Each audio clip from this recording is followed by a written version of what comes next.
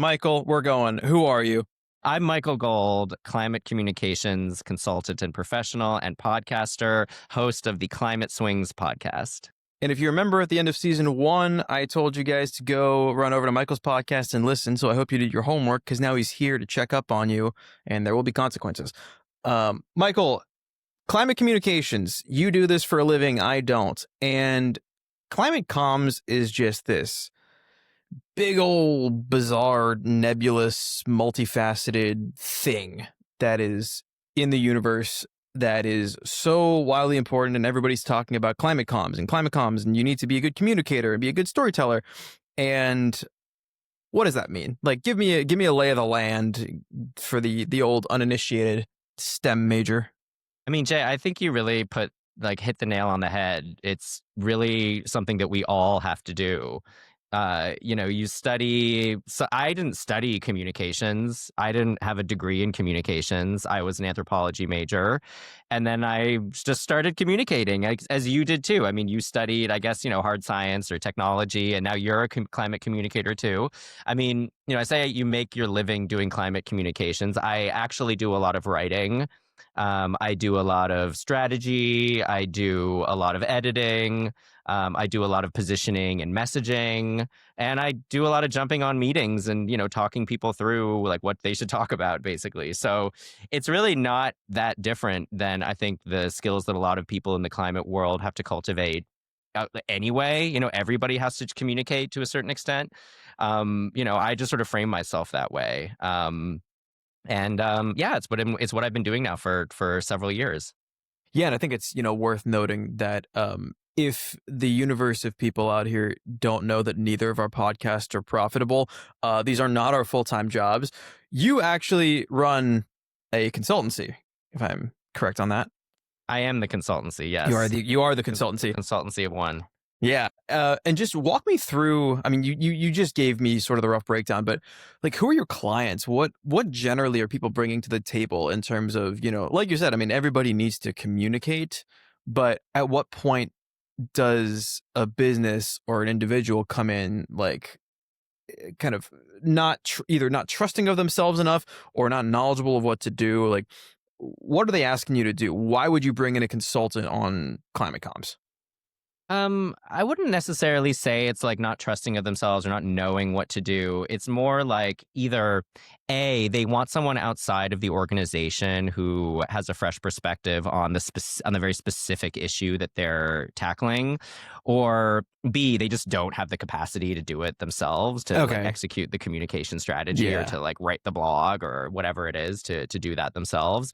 I think a lot of that might be changing with the advent of artificial intelligence, and so that's something that I'm sure that we can get into, a little bit later down the road. But I mean, in terms of actual clients that I've had, it really runs the gamut. I've tried to keep myself open to different opportunities and organizations of all shapes and sizes and forms, ranging from venture capital to big business to nonprofit organizations, media companies. I've even done some engagements for Terra.do. So, I mean, I'm happy to go into a little bit more detail, but that's kind of the broad overview.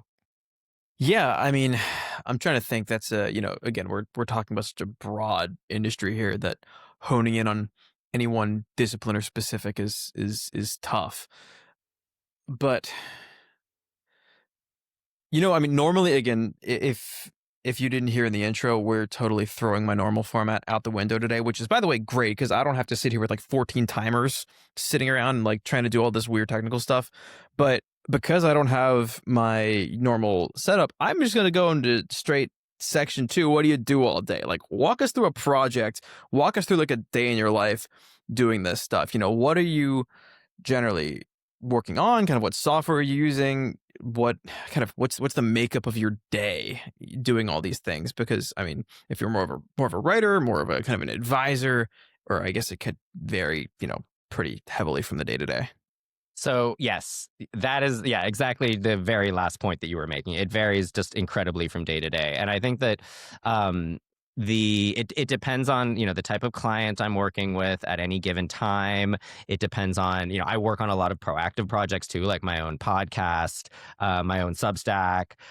It depends on, the different tools that kind of emerge in the general communication space, like, generative artificial intelligence, which I've been using more and more of, both, in kind of my own work as well as like for different projects that I'm working on for clients. So I think that it's too variegated and diverse to really say that there's like a single, like, I have this block of time that's devoted to this and then this block of time that's devoted to that. I mean, it is like sitting in front of a computer screen a lot of the time, thinking about ways to communicate about certain and different climate topics, and whether that means that I'm plugging that into like ChatGPT to like help me get to the place that I want to get to. I mean, oftentimes the draft that those chatbots spit out is not the final product. I would imagine, and I would hope so.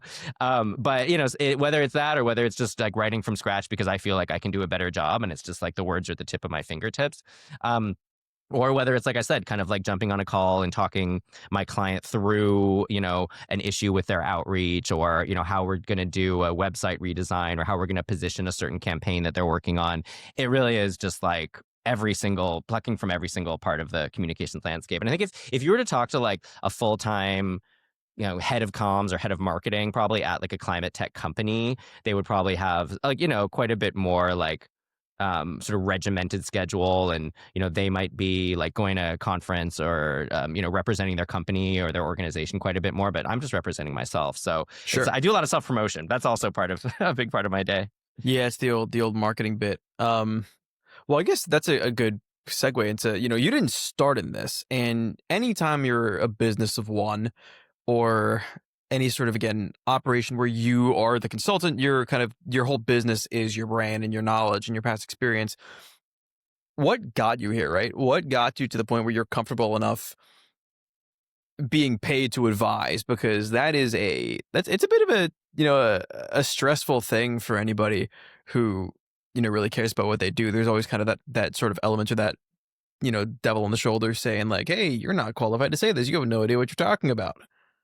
Well, I think a lot of climate people in general have to kind of like shake off their imposter syndrome, because they probably didn't come through like a climate training, or like Yeah. they didn't like, they don't have an advanced degree in it or whatever. So, I mean, that is a lot of just learning by osmosis, and learning by doing, and learning by talking to people, learning by reading.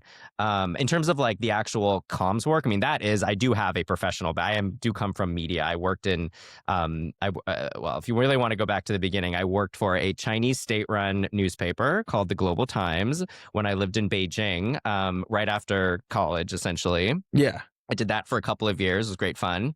Then I moved over to Reuters, the newswire, and I was the Taiwan correspondent for a couple of years. Also a really interesting and fun That's an interesting adventure. segue, going from the Chinese state-run newspaper to the Taiwan correspondent. Yeah, for Reuters. I managed to get fluent in Chinese in a very short period of time doing that, because you have to just sort of like dive in head first when you're doing something like that. There were only like really like 3 English language reporters in the entire country of Phew. Taiwan, basically the entire island.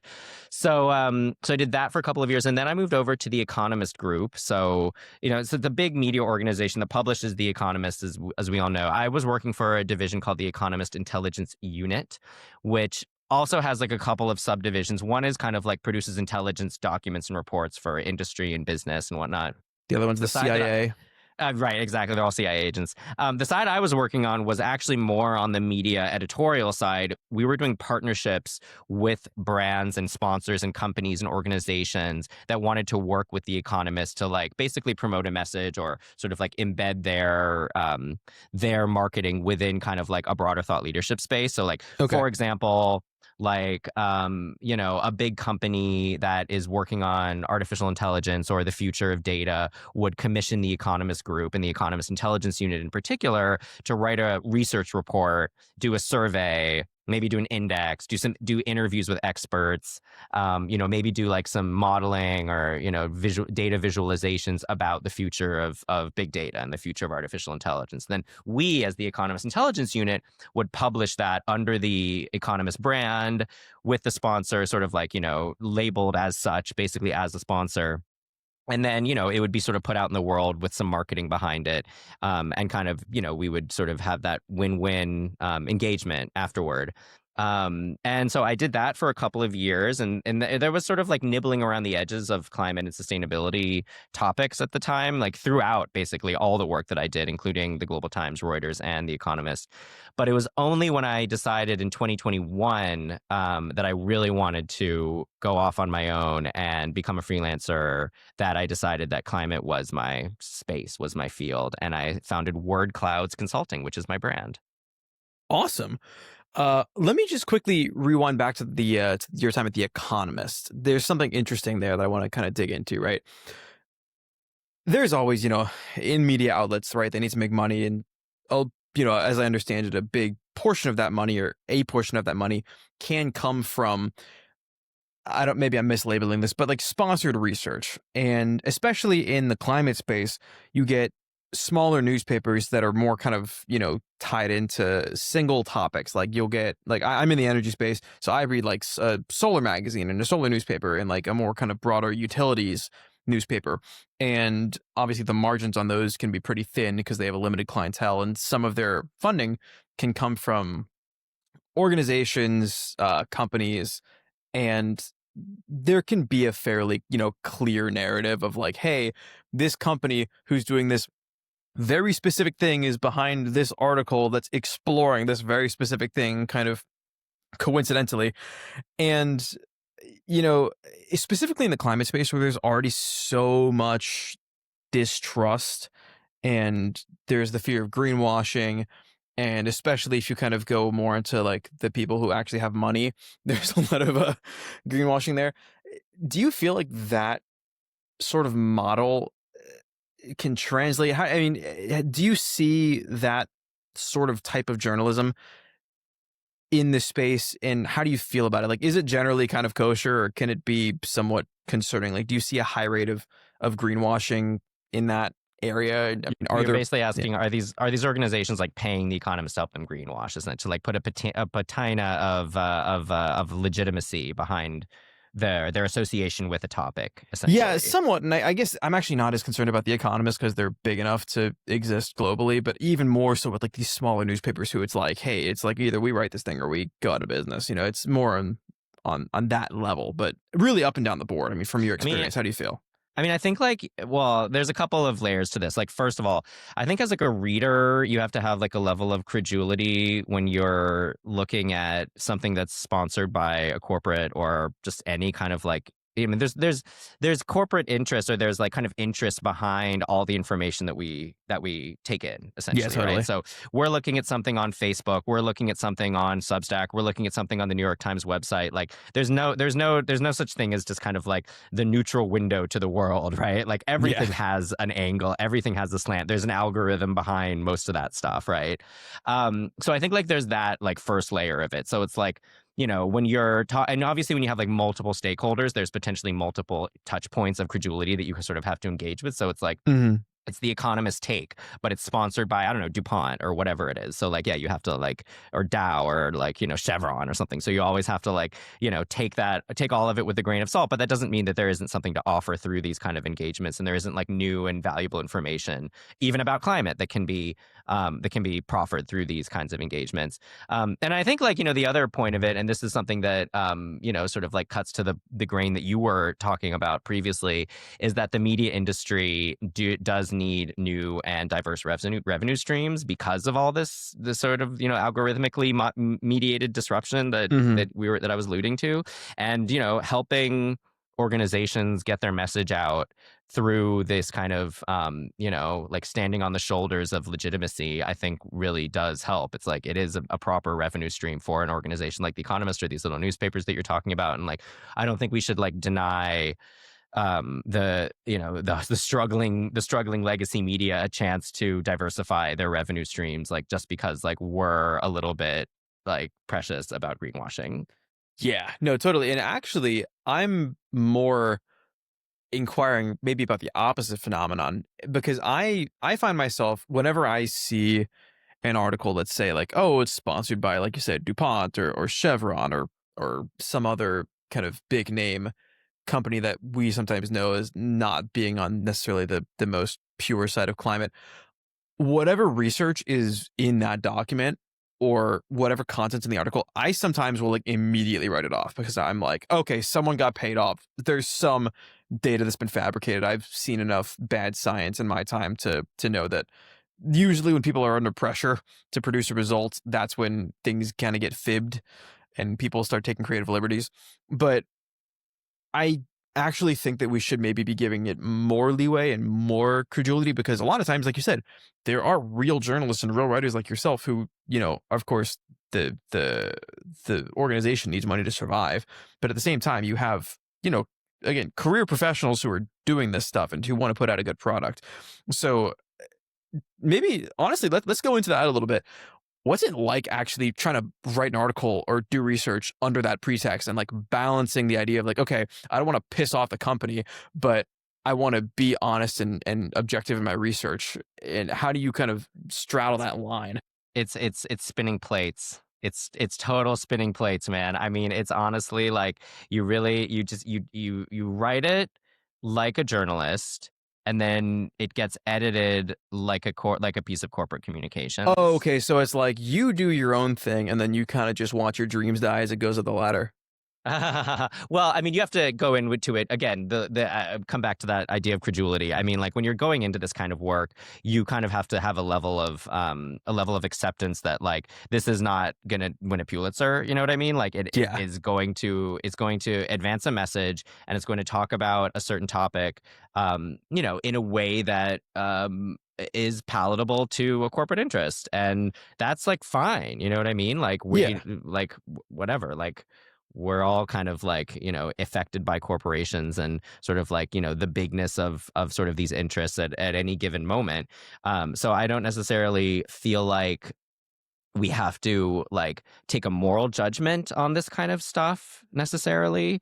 But at the same time, like I think it is healthy to have a degree of skepticism, you know like generally about like most things you read. And Sure. like yes, that I think that there are definitely journalists out there, and I've been like in the muck with like like when I was at Reuters, I was covering like protests and plane crashes and like all kinds of crazy stuff, you know what I mean, like really like in the journalistic trenches. And I was investigating like a cybersecurity hack from China on Taiwanese, like, government systems, and just like really getting deep in the weeds of stuff. And I find, and, of course, I like admire and appreciate like genuine meaty journalism. And I feel like, and I wish that there was more support for it Hmm.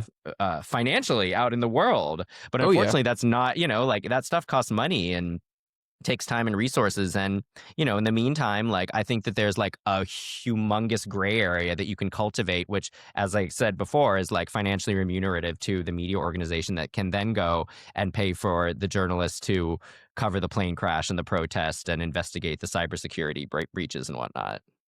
Yeah. And I mean, even further, I guess if we're kind of just going down the meta route now, th- corporate interests and just business in general are pretty much, I mean, they're embedded into the fabric of society as kind of I guess a subset, or I guess not a subset, more of a byproduct of globalization and just this kind of hyper specialized world that we live in now, where the government doesn't have the expertise to know and regulate and kind of control all of these things. So actually, corporations and business has some role in governance and stewardship as well. And again, I work for a government and we have to outsource a lot of things because we don't have the in-house expertise to take care of that. And if you look at least in the US government, for American listeners, or I guess for non-American listeners too, many things get contracted out. And that's, I mean, it's a problem because then all of a sudden you have part of your governance structure going into a for-profit company, but also you have a lot of legitimate business where it's this idea that, okay, well, the corporate interest is also bolstering some sort of societal good. And even though there's kind of this asterisk that a company is sponsoring this research and they're developing this thing, right? Look at pharma, look at the medical industry, where it, again, it's always the kind of two sides of the same coin, where you have this one side is like, oh, they're keeping you sick, and then they're making drugs to cure the sickness. But on the other side, it's like, we don't have vaccines without pharma companies, right? So it's this really, like you said, there's that healthy degree of skepticism is necessary, but I almost, again, not to play devil's advocate, but you have to have the healthy degree of skepticism in the other direction too, where it's like it's so easy to just blanket hate on things, where you almost need to kind of walk it back and have like the healthy degree of, well, what if they're actually, there for some sort of, meritable reason. And I think maybe your experience being on the inside of that is reflective of the sort of middle ground truth as most things are. Yeah, I mean, Jay, I am on like a zillion corporate mailing lists, and I listen to a zillion corporate podcasts, and I think it's like Now it's a zillion like, and one. Welcome to Terra.talk. exactly. Well, it's easy for like sort of well-educated, well-informed people like you and me to kind of do like the devil angel on the shoulder thing like all day long and kind of go back and forth about it and really like pick apart the like like sort of really is yeah, like you said, like the meta questions around like what it means to like produce content and pay for content and like who's actually paying for this. Mm-hmm. But like, I mean, at the end of the day, like, you want to reach an audience, you want to tell an interesting story, like you want like, people to resonate with what you're putting out in the world. And especially in today's day and age, it's like harder than ever to capture attention.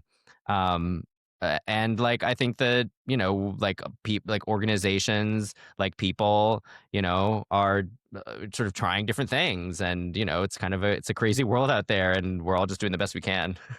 Yeah, the old the attention wars. I am horrible at clickbait, and whenever I get this stuff up on YouTube, it's gonna be a disaster. Oh, I'm way ahead of you. I'm way ahead of you, man. Like I get like 1,000 or a few thousand views on some of my shorts, and I'm just like, wow, who is looking at this stuff? It's incredible. The beauty of the algorithm. Don't you love it and don't you hate it? Exactly. It's amazing. Well, on that topic, I guess we can kind of branch two different ways, and I'll leave it open ended to which end of this you want to pick apart first. One, there's this whole idea of just Gen AI and how it's affecting the comms industry. And then the other thing I wanted to kind of get into is the whole politics of climate comms, right? And this is something that we had previously talking about, and how communicators can kind of struggle with creating any sort of momentum, whether that's again through an algorithm because it's some topic that isn't favorable, or whether it's trying to boost an audience, or whether it's trying to actually push a message that is inherently political, like basically anything with climate comms is in the US. Whether it should or shouldn't be, that's a separate question, but it is. So I don't know, there's kind of these two routes that I'm straddling, and the kind of this side of how do you create this sort of this momentum on this sort of audience sort of creation side, and how do you navigate the social politics of that versus also just this other side of how is the computer and just chat GPT running everything wild and taking all my questions and blowing them out the water because I don't understand how the new landscape works anymore. Well, I mean, I think like on the latter point, I think writing is becoming increasingly commoditized, but I think that like the humanity inherent in communications is like all the more important because of that in a way. Does 100%. that make sense? Like if you can people, I think a lot of times um artificial intelligence can create something that feels like a like a convincing like simulacrum of humanity, of people, and like it becomes almost like too easy to basically just like spray and pray, as they say, basically just to like kind of produce like a fire hose of content, like and just kind of like just keep on pumping it out there and eventually hope that like one of them hits, which I think almost like perversely creates a greater incentive for the human in the loop to like really have like a curated sense of like what actually makes like for a good communications outlet, like what actually makes for like a good piece, what actually makes for like a right, like a proper um and sort of like genuine way of connecting with people, rather than just kind of like producing words and like sort of ad infinitum. Yeah. No, totally. And as a writer, one of the things that, I mean, to the degree that I write sometimes. But one of the, I guess, tenets that I hold kind of close when I'm writing is that a lot of the real power in writing and in crafting a message is not just vested in what you say, but also vested in what you don't say, and kind of in like the things that you can either leave for inference or that maybe aren't, as explicit, or things that you don't cover that you omit, right? Because it's such a big world, and the whole point of writing is you kind of have to take a narrow thing and really flesh it out and kind of navigate that overwhelm of information. And when you look at Gen AI, I mean, no matter, even if you can make it have some sort of flowery language that kind of, like you said, vaguely sounds like some educated human wrote it. The one thing that Gen AI can't do is say no, right? So if you tell it to write about something, it has to write about something, and there's no real discretion or judgment calls, at least not yet in a lot of these models, at least to the degree that I understand it, where when you use these softwares to write pieces, it's purely additive. It's just compiling information and presenting it to you versus I think when you talk about that humanity, it almost comes back in that element of curation of the information, of saying, okay, well, I have more information than I need.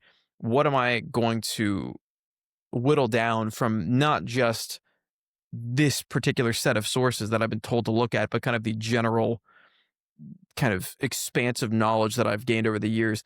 And how do I take all of that and distill it down into an article that both says and doesn't say things in a way that is readable, palatable, and navigable to an average person? Yeah, I mean, there's like, I feel like there is a level of gut feel that you need to just inject into communications in order for it to feel genuine. And like, I will readily admit that like in a lot of my like promotional copy for Climate Swings for my podcast, I'll lean on generative AI to like help with like, a description of this clip, or like, like a whatever, like a title of an episode or Yeah. something. Because that's like, that's the kind of thing where like all you need is just kind of like someone who's reading it on social media to like pick out a couple keywords, click through to the episode, and then like you actually get the real human beings behind what what's going Yeah, on. it's like And the so like, AI call center that directs you to the right exactly, service department exactly. to Like you're ignore not. you. This does not need. It doesn't need to be Shakespeare. You know what I mean? It just needs to kind of like sort of grease the skids to get your audience like where you want them to go. But like, and I think that that's why, as sort of goes back to what I was saying, that like the actual humanity of communications is like therefore all the more important. And that's why I think like, things like podcasts have really taken off, is because there's actually a human being there. And I mean, like, maybe in like 10 or 20 years, there's like a world in which like you're a completely AI generated bot who's interviewing me, and like we have this kind of banter back and forth and it feels as natural as can be. But I don't know if people really want that. Like I think people want to be with people and talk to people and engage with people. Oh So, yeah, 100%. And also, total sidebar here. Can we talk about like what is the deal with podcasts being the new medium of advertising, right? Like, have you seen there's all these like on Instagram and on TikTok, there's these ads where they're these fully AI generated videos of people sitting and talking on podcasts that are like completely fake and purely exist for the purpose of like promoting some product. And like a lot of these like kind of self-help influencers and things like that, I'm seeing videos of AI them talking on a podcast, saying something they wrote in some article somewhere, and they've just turned it into like some sort of podcast thing. So I don't know. It's like it almost seems like the humanity of podcasting is being weaponized to like yeah, co opt but straight the back end, in AI. yeah, but no, but the end goal of that is ultimately to drive traffic to the human podcast, right? Like, I mean, I don't think you're gonna. I mean, maybe you do have like a full hour of like an AI bot just like spouting off. I don't know, like with another AI bot, like maybe that would draw a big audience and get advertisers. Like, I don't know if that's really a Yeah, world I that would want to do live in, numbers in but like 2018.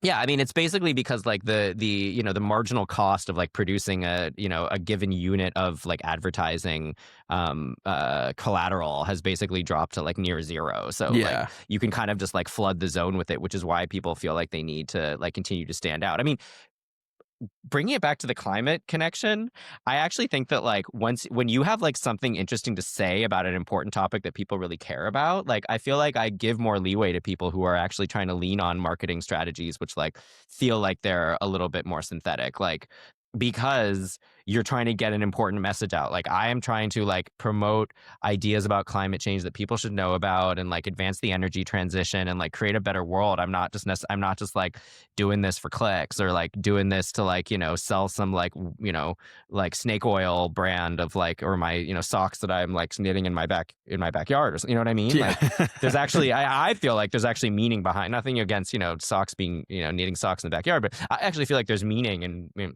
importance behind what I'm doing. And so I feel like engaging in like kind of like the new tech, high tech ways of getting your message out there is like what more climate comms people should be at least experimenting with. Yeah, and admittedly, I also need to get better at that because I have some sort of like vendetta where like I get too purist where I'm like I will never put out anything that I did right myself because that's weird and I'm better than that somehow. Which yeah, I am better than that, but I'm gonna I have mean, to do it at some point. I think transparency is important, I mean, at the same time, like a lot of people, myself included, might just like use AI on the margins or like as kind of like a brainstorming tool. So like I don't think that necessarily it's kind of like an all or nothing thing, right? And like Yeah, I said, totally. like usually I don't actually think the chatbot produces copy that is better than mine or is like the fine. It's not like I just like write, put the prompt is like write 500 words on X and then it comes out and it's perfect and it goes on to my website. It's like it usually needs like a decent amount of like the human touch behind what Yeah, I'm you got to doing. massage it out. Yeah, it needs my brain needs to do a little bit of exercise there too. Yeah. Well, I'm interested in again, kind of going back to your consultant hat here. This whole notion, like you said, of kind of having to lean into the new rules of the game, where if you're on social media, especially now in like kind of 2020s social media, where short form has really taken over the majority of the landscape, the way that you end up getting traffic is just sheer quantity. Like you said, flood the zone. I mean, you have people posting the same clip 30, 40 times just to get to like however many posts a day to hit their quota so that the algorithm will pick it up, which, whether that works, I'm not entirely sure. I'm not a social media guy, but I would imagine that some of your work kind of has to play into that side of things as a consultant, right? I Just, would well, I might push back on that a little bit. I think like there's like that's like one track that I feel like it can work, but I also feel like it can be a red herring because I think that there's a different type of model that is much more like like a curated community, and that's why you're seeing things like Substack and Patreon like becoming more popular because like you're really able to like provide like an experience for the audience that's like not just a one-way street of mhm. information. It's like you're part of a community and like we want to engage you and we care about what you think, like as the audience basically. You're not just an audience, you're like a participant. And so I think that that's actually really important. Some people will like pay for the privilege of doing that. Like you're seeing a lot of independent media creators and podcasters like go in Mhm. that direction. And like I've been thinking about doing that, more myself and trying to lean on that to an extent. Yeah, and I guess that raises a different question for me. And this was an important thing actually in the design of how we approach Terra.talk and maybe also how you approach climate swings is the notion of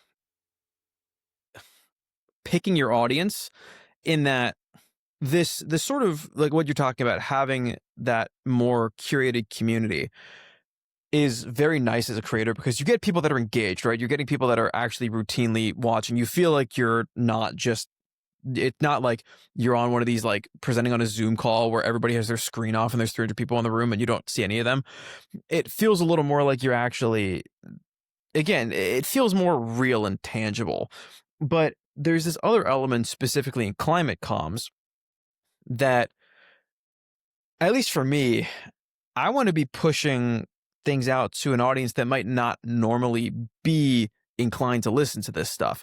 and get people engaged who aren't engaged at all right now. It's not just getting people who are already in the climate sphere to come to like this specific part of the climate sphere. And when you go to that more curated model, at least from my own limited experience, you kind of sacrifice people who might naturally stumble upon it just by like doom scrolling, because you're not taking that approach where you're kind of having to compete with the general rest of the market to get people in. But maybe that's Yeah. a fraught endeavor anyway. So Yeah, I mean, I don't think it's necessarily just an either or, right? I don't necessarily think it's like just you have to sort of like have this like little walled garden of content and community versus like you have to like kind of just go for like the, just sort of like a freight train of clickbait, right? Like I yeah, feel like you can kind of do you can be in between, and it kind of depends on it depends on the platform that you're marketing. I think YouTube, for example, like very much is a volume play and prioritizes for like more clickbaity stuff, like algorithmically mediated outrage and humor and kind of and bizarreness and stuff like that, things that really stand out from the pack. And then like other social media I think LinkedIn is a place for sort of more like kind of targeted and focused community conversations, more sophisticated dialogue, basically. So you can do both, but like I think that climate by nature is not necessarily a volume play. Like I can only imagine that probably like the top climate podcasts and climate media outlets probably have like a fraction of a fraction. Even the top ones that are advertising supported and whatnot have a fraction of a fraction of a fraction of a fraction of like some of the more mainstream podcasting and media topics. yeah. Shocking that our ceiling is not Diary of a CEO, is right? is not that high. No, it is definitely not like Call Her Daddy or the Joe Actually, Rogan Experience. actually, another, if you're going to be tuning in probably a couple weeks here to another episode of Terra.talk, where we're having a person on from Climate Cardinals, which is a nonprofit that translates climate articles in English into other languages. And the founder of Climate Cardinals, who I went to high school with, is part of the Call Her Daddy podcast network. So Oh, that's we're so like cool. we're like 2.5 steps removed from Call Her Daddy. So we're putting it on record now. That's our super ceiling. cool. I love that. So yeah, that's a random fun fact of the day. But yeah, I guess maybe just again, sort of zooming back out on this question of how, can we raise the ceiling? I mean, are we just doomed to niche content? Like, what do we have any sort of like magic formula in the media space that has any sort of traction? I mean, I guess the biggest kind of climate media does fall into that, induced outrage, right? It's, Greta Thunberg goes off on the billionaires and then someone throws tomato soup at the Mona Lisa.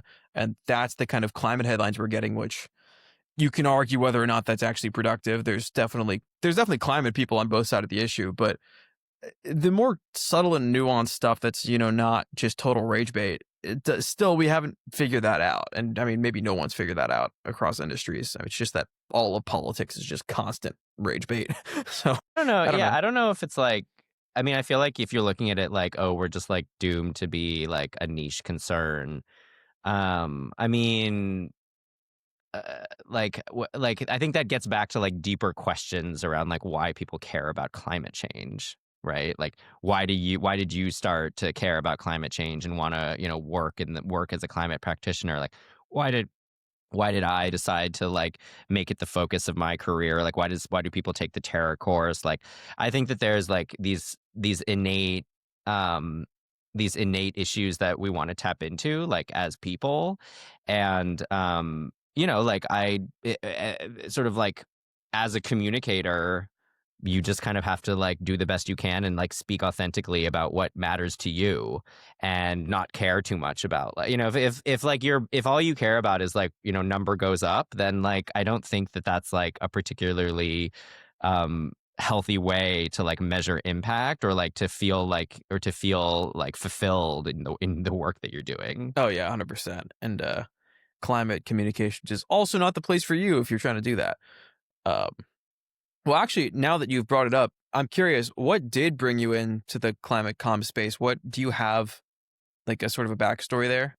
Yes, I do have the come to Jesus moment. If you want to get to that. Let's do it. It was August of 2020, like depths of COVID. I was I mean, I still am in the San Francisco Bay Area. I had moved from Asia, basically from like I mentioned, Greater China, where I lived for a really Mhm. long time. And like one of the main reasons I moved to the Bay Area is because like China has bad air quality. Like there's like days and days where you just can't leave the house. At least in Beijing, it was like that at the time. And like other other cities in Asia and Greater China also struggle with air pollution pretty. It's a pretty bad problem. And I knew, and so I moved back to the Bay Area. It's like, kind of like this Garden of Eden type climate. And then like all of a sudden in August 2020, there was this episode that has been like enshrined in lore called the Orange Sky Day. And I don't know if like you heard about that, but it was because like Yeah, this it's because the entire rash state of California is on fire, right? the rash of wildfires that was caused by like dry lightning and blah blah blah, like climate mitigated heat waves and everything like that, or climate sort of heat waves that were made worse by climate change, caused like the entire sky basically to go orange. Basically, like the sun could barely peek through. And I remember my partner and my husband and I were actually staying on a houseboat in Sausalito, which is like, actually, if you're looking at this Golden Gate Bridge photo, it's like the Yeah, city it's that's is like that is right that your across the way. window, Michael? That's crazy. Right. Actually, I think this is I think this What's is your looking. I income know, stream, yeah, Michael? exactly. I think this What's is making the actually. money? I think my background is actually from the Sausalito side, if I'm not mistaken. Yeah, I believe so. Yeah, that looks So right. From anyway, my one time in San Francisco 7 right. years ago. Right. So anyway, we were staying we were out of our apartment in San Francisco. We were staying on this houseboat, doing our little COVID escape and stuff like that. And then I just remember like waking up that morning of the Orange Sky Day and just like being like, is it still 5 a.m.? Like, has the sun not risen? And just like being like, what is happening? Like, and I was just like, everybody's working remotely. I was like, I could like see across the bay because we were houseboat on the bay. And it was just like, you could look over like the top of Mount Tamalpais, like this gorgeous mountain, across the bay from us. And I was just like, what is happening? Like, why is this happening? Like, we can't like live. This can't be the world that we're like living in, and I remember being like, I left like, Beijing, which had these like days and days where like the air was like pea soup and you couldn't see across the street and just like that. And I was like, I left that to come here. One of the main reasons is because I wanted cleaner air. And I was just like, what is happening? So that was like the catalyst, and the jumping off point for me, if I were just like pinpoint a single day that did it. And then it took like another year before I actually like fully decided to go on my own. And like I felt like, I have climate skills. I mean, I have communications skills. I have climate interest. And, why not merge the two and like try my luck as a freelancer? And yeah, the rest is history, as they say. That takes bravery, man. That really does. I mean, just to go off into the unknown as a freelancer. I mean, it's Yeah, I impressive. mean, I don't know. Like, it's not that it's not that uncommon. I think in the media world, a lot of people who have done what I've done, start their own sort of freelance practices. Again, like and this goes back to what we were talking about, the changing media landscape. I think a lot of people just like are sort of content to like just do the writing thing and just sort of like sit back and like be a pen for hire. But nowadays, I don't think you can really do that anymore. I think you need to like craft yourself as like a consultant, a thought partner, like maybe like do more proactive stuff, like do in-person things, do a podcast, like all that stuff. Yeah, and your brand as an individual now is so much more important because we're in this like whole age of complete distrust, and it's almost what you're saying is as important as who you are and what your background is, and you almost have to like curate your entire image to be trusted in some ways now because you have one just so many people, like just kind of points of just sources of content that are vying for your just attention, your information, that you kind of have to sort based on who's saying it, and then also just this whole misinformation, disinformation, and then now the fun little AI bit where the pure element of trust is like completely out the window, and having to you can't just be a pen for hire now because if they don't know who you are, they're not going to believe you. And it's like you have to put your name out there. You have to almost make statements because it's like the societal like captcha now. It's like the hey, I'm human because I'm putting my reputation on whatever I'm saying. Yeah, Jay, and it's not just writing and communications, it's programming, it's analytical work, it's engineering calculations. It's like anything that is like a rote function. I mean, it's writing a rote function, but anything that is kind of like generative. That's what they call it, generative AI, is because like, it creates an Roll output credits. based, yeah. It creates an output based on what you want it to produce. And so that's, again, I think comes back to like why we need more like, human interaction in not just, communications, but like in every field. Like we need to have, it's what do they say? Like, soft skills, people skills. Like I think that's becoming more and more important. And again, like that's why I've started my own podcast, and like I'm doing like live events and trying to actually put people, physically in a space together, rather than just kind of like, stuck behind a computer screen, like working with a virtual assistant. Yeah, and as the Gen Z representative here, I can do the Gen Z podcast where I just start the recording and stare at someone until they say something. Like you're in a coffee shop. I was like, "Hey, Yeah. how you doing?" It just, huh? Yeah, well, I mean, hey, it's just not just doing the Gen Z thing. It's like the everybody thing, the Yeah. podcaster thing. Yeah. And this almost, again, total unrelated side thought here.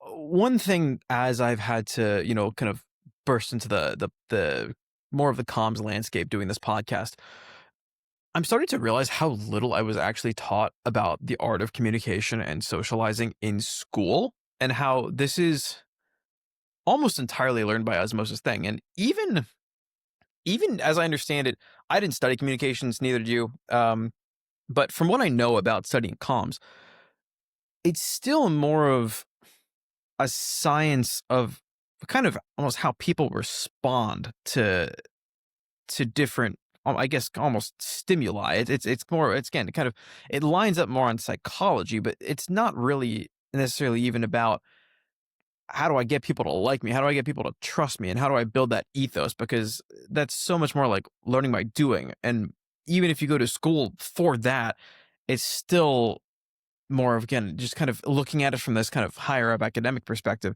And growing up, I didn't get a lot of, I mean, they always teach you like persuasive writing, but it's like the 5 paragraph essay, right? It's not like, hey, how do I, get somebody inside of an elevator and get them to consider a thought they hadn't considered in 20, 30 seconds, right? You don't get that side of things. Well, yeah, I think that's why relationships matter so much, Mhm. like why, like you said, kind of like getting people to trust you. I mean, like, if you're just like a face on a screen, or you just show up in like someone's, LinkedIn feed, like just sort of sight unseen.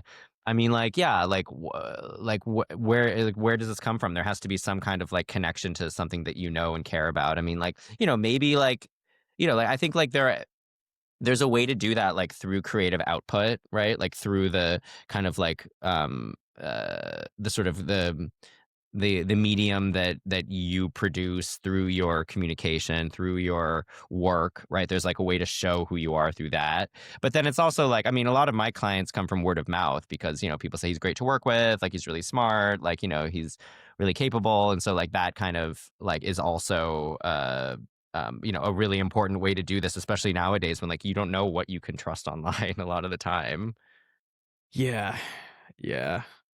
And Yeah, then and of I mean, course, yeah. and I try to like, get guests on my podcast of people whose work I admire, and people who I follow, and like people that I want to actually connect with, because like I feel like that's a really good way to also show like, get, sort of have the halo of like being, sort of like in their kind of, in their world in a way, like stepping into their world and showing like, look, I'm in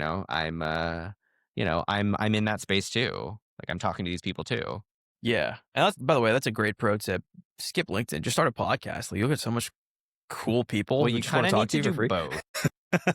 It's yeah, if you really want to get all those people talking to you, you kind of have to do both. Yeah, it's true. Yeah. I'm on LinkedIn for the games, so Although I do have to say that, like, when you're in the climate space, I find that people in general are just like very open and welcoming and willing to talk, and like willing to give up their time to talk to you about things, because I think that a lot of people went through things like you and I did, where like we don't really know much about this, or again, back to the imposter syndrome thing, like we feel like we kind of need to like, Mhm. sort of like get over our like fear of doing something important, right? Or like feeling like we can be important, right? And just kind of dive into it. So I think a lot of people are like willing to to sort of open their minds to you in ways that maybe other sectors would be more cutthroat or more competitive or just kind Yeah. of more like douchebaggery.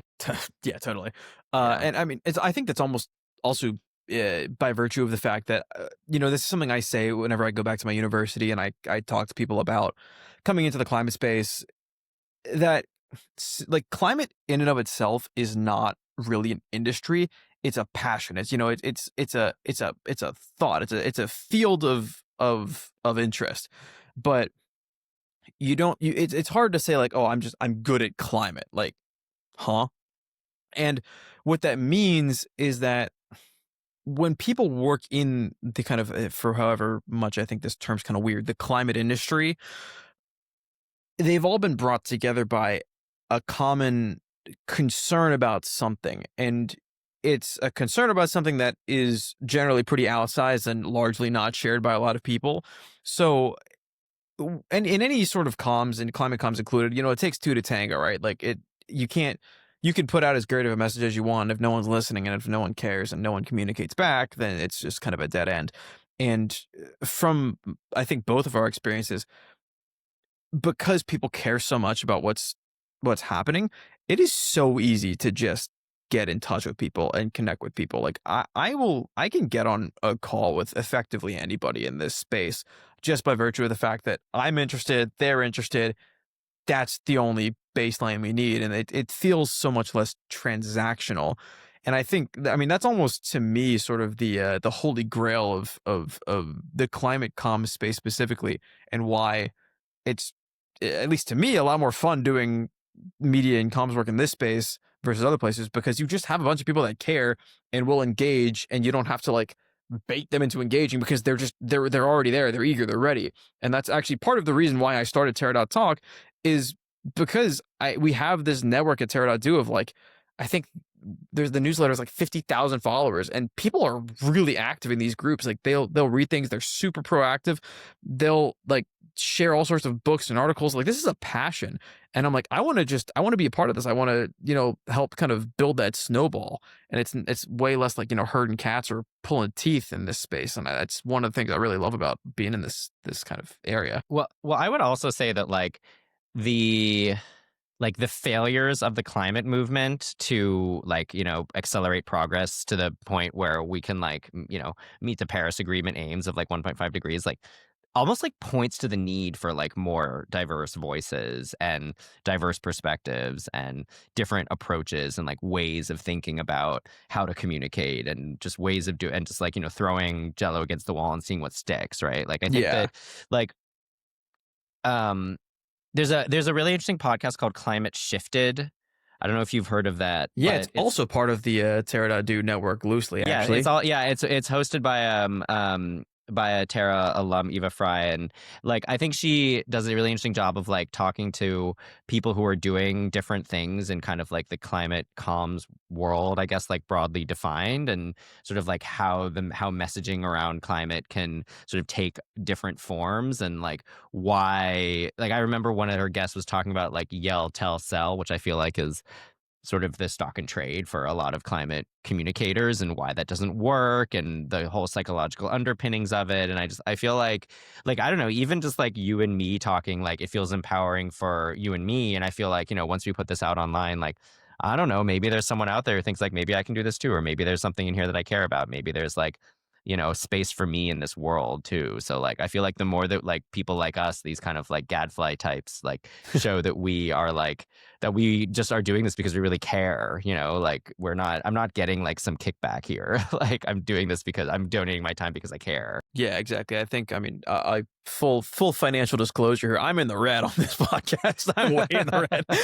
It ain't coming back up. But I think that's also a kind of maybe another important element. People listen to these things and they're like, oh, well, maybe I have something to say. But even I find myself in this sort of mental dilemma where climate is still such a, much like climate comms, even more so when you just talk about climate, it's just this big old bubble, this nebulous thing. And it's kind of this blunt force object. We use the word climate and we kind of smack people over the head with it. And I find myself, I'll listen to Terra.talk. Yes, I listen to my own episodes sometimes. Call me a narcissist. And then I'll listen to Climate Swings, and I'll listen to Climate Shifted, and and I'm kind of sitting here thinking to myself, like, are we all just doing the same thing? And the answer is no, absolutely not. We all have pretty distinctly different subject matter, but uh, understanding and maybe giving better voice to that nuance of what we're doing, and that this has as much diversity as something like tech, or as something like, like the medical sciences, that there is so much there that can be expressed in so many different ways. And even though sometimes it feels like, we're talking about the same thing because we all have the word climate in our podcast title, the actual material content of what we're doing is so different. Yeah, I mean, like, I think that if you go into podcasting, like, of any form, really, like, with an aim to, like, monetize and become a gazillionaire, like, I think you're going to be, like, sorely disappointed. And I think climate, Oh yeah. climate is the sort of like the prime example of that, basically. Like, all the more so, like, it's hard to monetize anything in climate, like, let alone like Hmm. podcasting and communications work and stuff like that.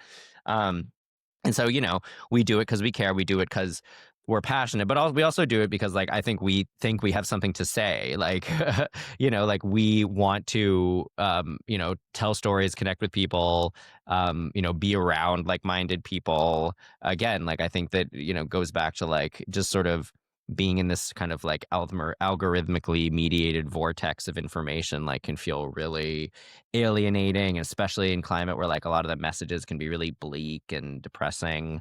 Oh That, yeah. like, when you talk to people who are doing interesting things or have interesting things to say, and then, like, that sparks your idea, and then it goes back to them, and it's just this kind of alchemy that, like, you can't get with a chatbot. Yeah. I'd say I'll just put it right out there. I don't think you can get that with a chatbot. Absolutely not. No, chatbots actively make me depressed. Um, and I, again, you touched on something here that I think, again, I know helped shape the design of this podcast, and I think, given from what I've listened to in your podcast, also probably shaped the design of your podcast.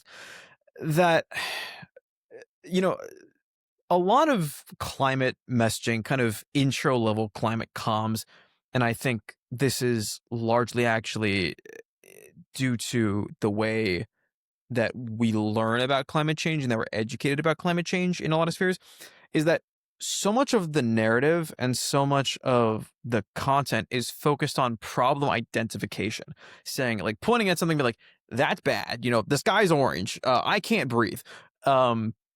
These, seeing all of these again, very reasonably kind of bad things happening in the world, and saying, that's a problem and we need to fix it, like, something needs to happen. But there's I'd say a pretty drastically lower amount of media and literature focused on the actual creation of solutions and hope and mobilizing people in concrete directions. Because, again, I'm just going to keep coming back, maybe I'm beating a dead horse, but this theme that it's just this massive bubble where you go, oh, I want to do something about climate change, and then you go, what? And I know part of, again, what the reason that Terra.talk was born was to help kind of combat that feeling and try to give people these touch points of, okay, well, this guy is kind of close to what I maybe want to do in this industry. What does his day look like? What does he do all day? Or what does she do all day? What do they do all day? And giving a bit more of that kind of grip and that sort of lily pad to jump off of. And for you, right, climate swings, the whole purpose is like, hey, you can have these wildly different career transitions where you start off in, like, Mars, and you end up in the climate space. And I think that's so cool, by the way. I love the overall theme and content of climate swings. It's awesome.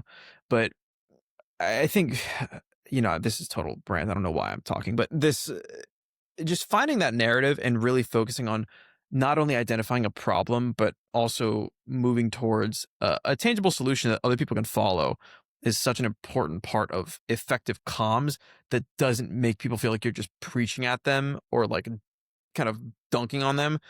And, when you do that, people actually pay attention and people will listen and people will want to come back, right? That's kind of the goal of this. We want people to listen to more than one Yeah. episode. Yeah. And I mean, I think that, like, there's something about climate change in particular that actually, I mean, that makes it difficult for people to engage with because it is such a mirror on humanity in general, right?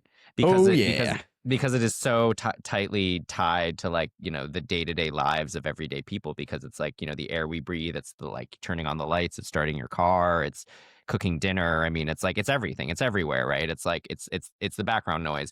And so I think that, like, again, sort of like trying to frame and develop innovative and oblique and, you know, maybe humorous or kind of like disarming ways of communicating about it, I think is really important. And like, I don't love most cli-fi, as the climate fiction, as they say, because I find that it can be like a little too on the nose. And I love allegory, you know? I mean, I thought that that movie Don't Look Up, I didn't like the movie for executional reasons, but I think that that's sort of like the right way to almost like talk about climate in a lot of senses, because like it is allegorical and isn't just like finger wagging, like, you know, some you know, rabid environmentalist is just like, you know, fighting for justice or whatever, right? Like, and again, like, I think going back to climate swings, I mean, what I think is really interesting, I didn't even like intentionally craft it this way, but like I can go for like a whole, you know, I usually, my conversation is usually about an hour, and like obviously climate is like a big component of what I talk about, but like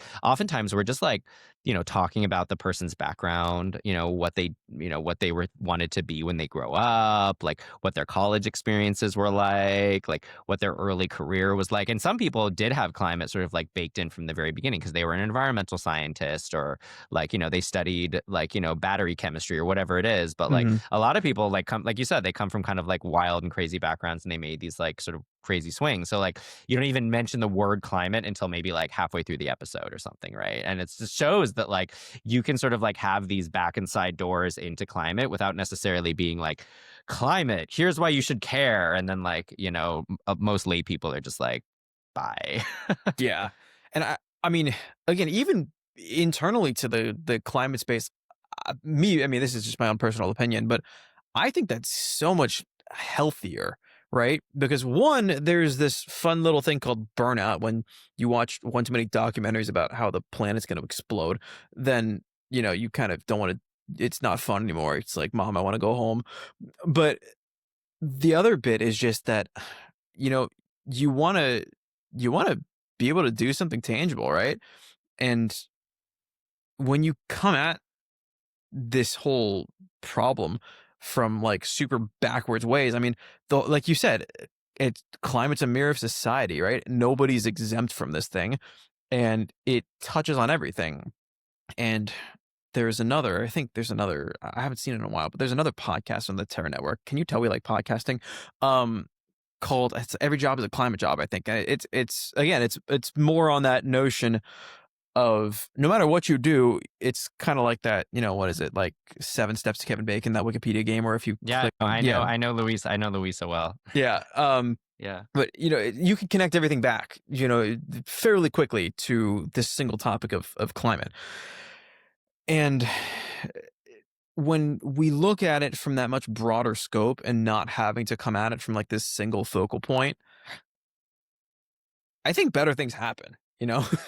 Yeah, and I think that there's also a need to humanize and make it feel real, like make it feel like you can see yourself in climate. I mean, whatever the hell that means, right? Like you can sort of like find an entry point as just like sitting in your world, you Hmm. know?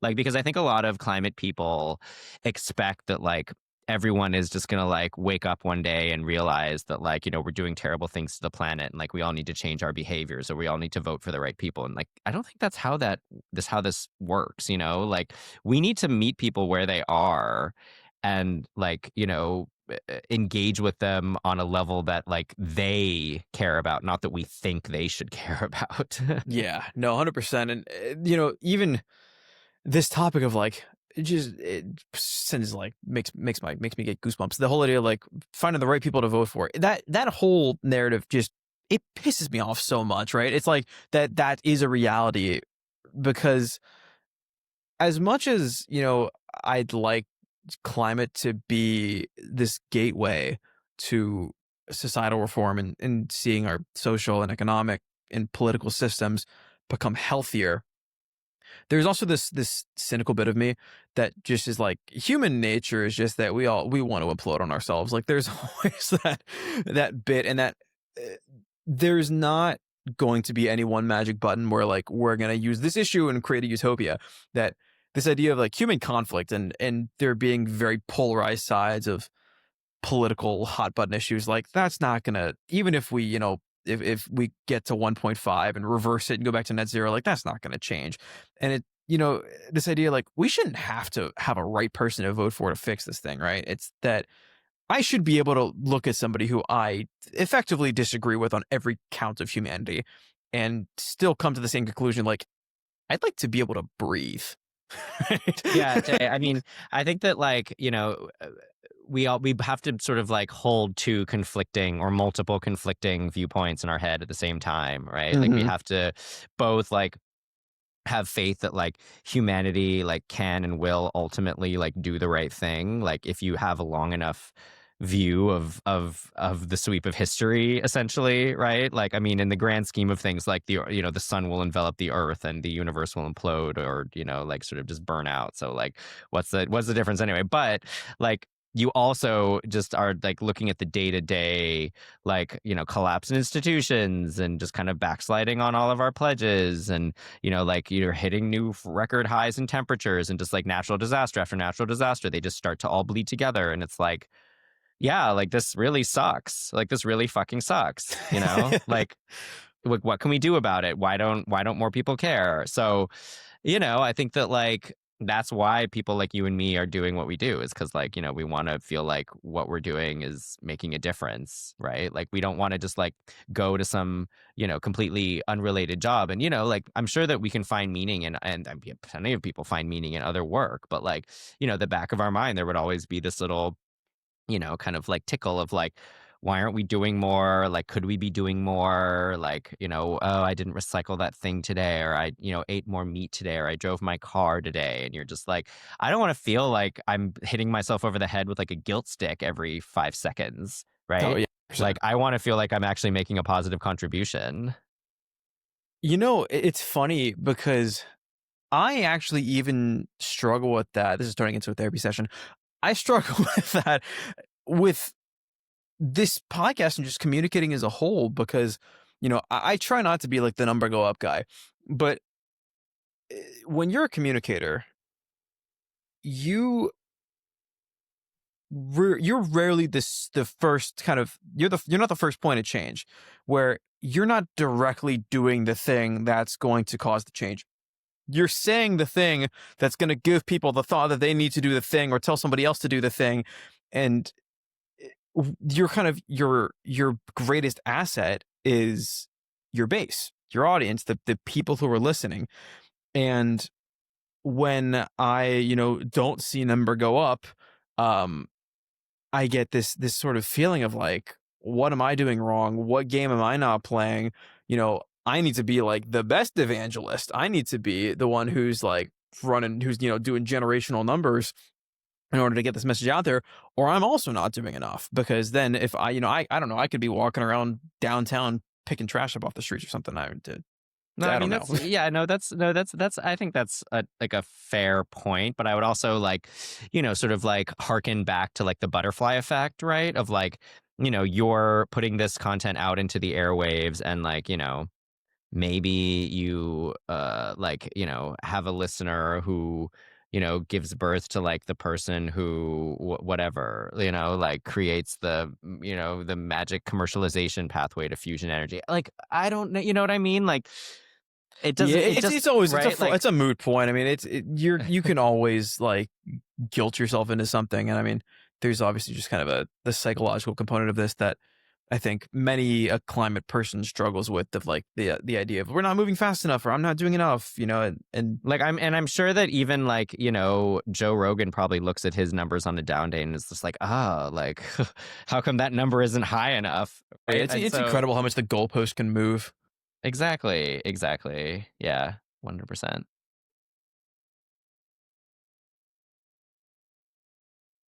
In that break that you just witnessed, Michael and I kind of went off the rails. It's going to be a bonus clip on YouTube. I think we went into topics of bagels, Europe, China, climate relations, and I just spilled water on myself. So if you want to hear, don't forget and about pizza and pizza, Yeah. and Michael's favorite pizza spot in San Francisco that he's trying to visit a couple more times before he moves to Barcelona.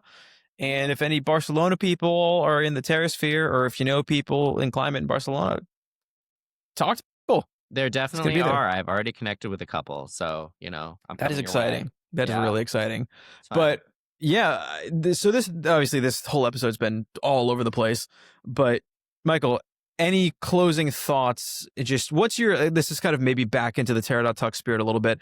We always end with like section 3 is what should we do, and we want to leave people with a takeaway. We want to, when I take out my headphones and this podcast is done, I'm going to get up and do something. It's if I want to be in a climate comms career, what should I do? Or if I just am an interested person and I want to become a better communicator, I want the people at the dinner table to not run away from me.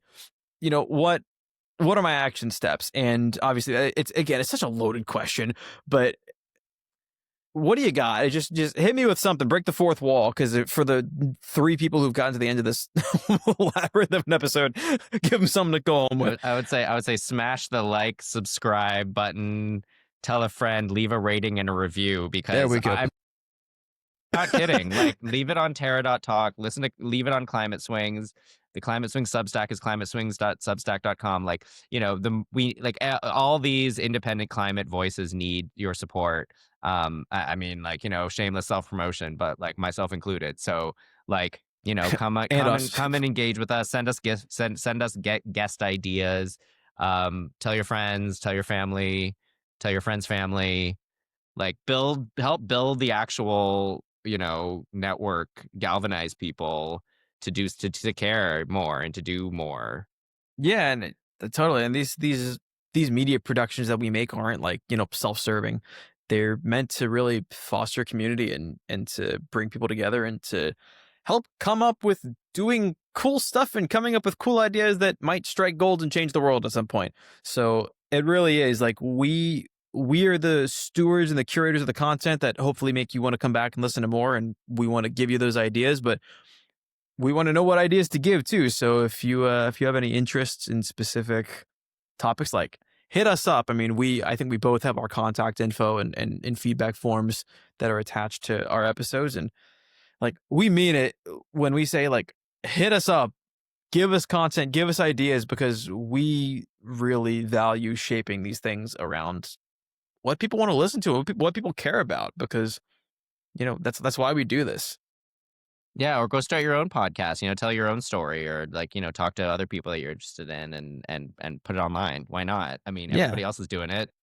Exactly. It's what the cool kids do. It's not as hard do. as it looks either, honestly. There's a learning curve, but you can get, anyone can do it. Yeah, that's all you got to do is get a microphone that kind of looks like this and act like you know what you're talking about. Yeah, Michael has a bigger production budget than I do. I definitely do not have a bigger production budget. I think I've spent all of like, maybe $450 in the last year on my podcast. So it's still in the red. No, actually, still in the red. Yeah, it's however many dollars I spent on the podcast in the red. Exactly. Well, awesome. Michael, thank you so much for coming on this pod. It's been fun. This is almost like the forbidden fruit that's going to make me stop adhering to my own format. I need to resist the urge now. Well, this is like really breaking the fourth wall in like every sense of the word. So but again, you're not just the disembodied voice on the, coming out of the speakers, and I'm not just the disembodied voice coming out of the speakers. We are real people, and we do this because we love it. So that's it. Absolutely. This is the passion project, and hopefully y'all got to see the passion come through here. So, Michael, thank you for coming on. Hopefully at some point we will have more cross collaboration between Terra.talk and Climate Swings. If you have not yet done your homework, go listen to Climate Swings. He releases every 2 weeks. I will also be releasing every 2 weeks, and I will probably make some vague effort to stagger those releases. So we'll give you something new and cool to listen to every single week. So between the two of us, you'll get your weekly fix of climate optimism and career advice and whatever else you listen to climate podcasts for. Interesting kooky stories. That's what I go for. There we go. I like that. And we've had some interesting kooky stories come up on Terra.talk too. and we're about to have a lot more. So stay tuned to both of us, and we will see you. Or I will see you in 2 weeks, and Michael will probably see you next week if I upload this on schedule, which is a coin flip. Good luck. I can do it.